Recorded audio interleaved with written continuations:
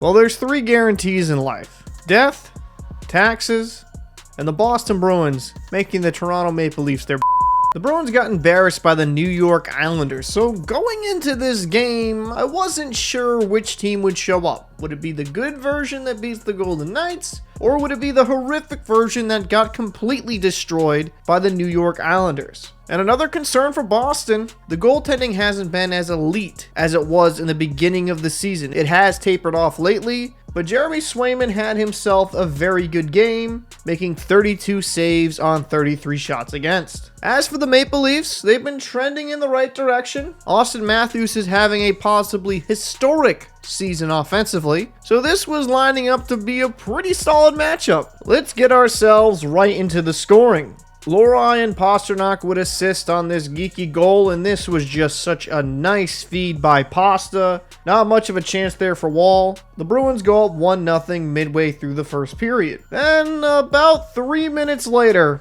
they're back on the board. DeBrusk throws it down low to Pasta into the slot to Zacha, and he rifles this one. No chance there for Wall. Power play goal for the Bruins, and Zacha had himself a very solid night. An underappreciated part of his game is his shot. When he decides to let him go, he's got a rocket. We would have no more scoring until the second period. Little under 15 minutes left. And Jake DeBrusk, he needs to start heating up for the Bruins. This was a great shot. One you could say Wall mighta shoulda had. This was his first goal in 6 games. And with how streaky DeBrusk can be, hopefully this gets him going. I gotta say, that was a beautiful feed by Coyle. Now we would go into the third period. Bruins are up 3-0. But the Toronto Maple Leafs, early in the third period, John Tavares gets him on the board. Right from the top of the face-off circle. What an unreal release. The captain is trying to get the Leafs back into this game. I know Tavares isn't loved exactly with certain Maple Leafs fans, but the guy has been such a good player for a very long time. Now, as a Bruins fan, you're worried, like, oh my God, are they gonna choke this away again?